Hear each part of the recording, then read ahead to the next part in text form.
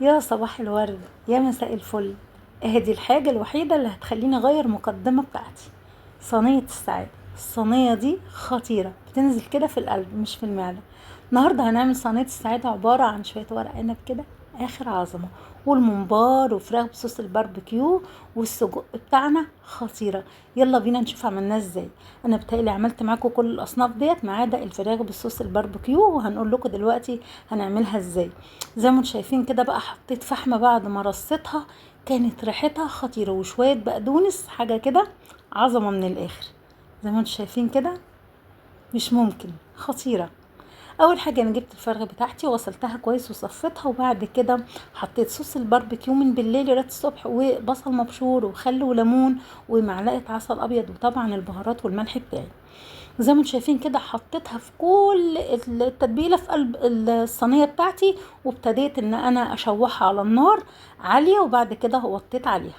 زي ما انتم شايفين كده، وهي هتستوي وتاخد لون الشوي منها فيها، لان صوص الباربيكيو والعسل هو اللي هيعمل اللون ده. لو عايزين بعد كده تحطوها تحت الشوايه مفيش مشاكل. زي ما انتم شايفين كده ورق العنب، راجعوا الفيديوهات بتاعتي هتلاقوا طريقة ورق العنب والممبار وكل الحاجات اللي انا عاملاها عشان ما اطولش عليكم. هنا ورق العنب بعد ما لفيته حطيت دبس الرمان، وحطيت شرايح الليمون، وكانت الشوربة على النار عشان اشرب ورق العنب. هنا الممبار بتاعي، راجعوا برضو معايا الفيديو بتاع الممبار، هو كان كله ني في ني. وحطيت المكعبات البصل ومكعبات الطماطم والبهارات بتاعتي والرز والخضرة ونص كوباية زيت، وكل الكلام ده كله مع بعض، وابتديت ان انا احشي الممبار، وبعد كده سلقته وهحمره برضو في فيديو الممبار. هنا الكفتة بتاعتي كل مرة كنت بعد ما بضربها في الكبة بعملها شوية كده تحابيش، لان النهاردة بعد ما ضربتها في الكبة صبعتها على طول من غير لا بيض ولا دقيق ولا اي حاجة، وابتديت ان انا احطها على الجريل او مع السجق زي ما انتم شايفين كده عشان تتشوح. هنا اول ما الشوربة غليت ابتديت ان انا اسقي ورق العنب. كانت الطاسة التانية عليها السجق بحمره، وهنا الممبار بحمره، والسجق والكفتة. زي ما انتم شايفين كده ورق العنب استوى،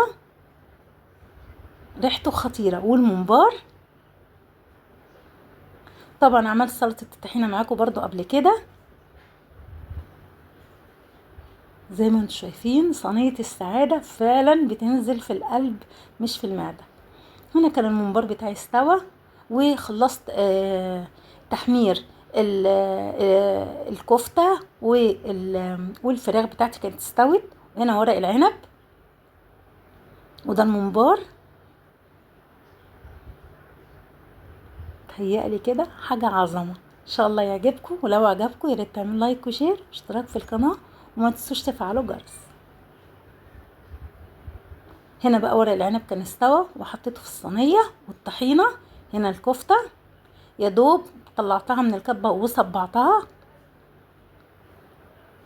وابتديت ان انا احطها على الجريل بحاجة بسيطة من المادة الدهنية زي ما انتم شايفين كده. وهنا السجق، وكانت بصوا بقى الفراخ خطيرة برضو في فحماية كده على النار عشان تاخد ريحة الفحم والطعم كمان. زي ما انتم شايفين كده، هنا طريقة جديدة بصوص الباربيكيو كانت خطيرة. شوية بقدونس بقى وحاجة كده عظمة. وهاتي الصوصات اللي تعجبك، اي صوص مثلا كاتشب طحينة اللي يعجبك. زي ما انتم شايفين كده، ان شاء الله يعجبكم وسهل.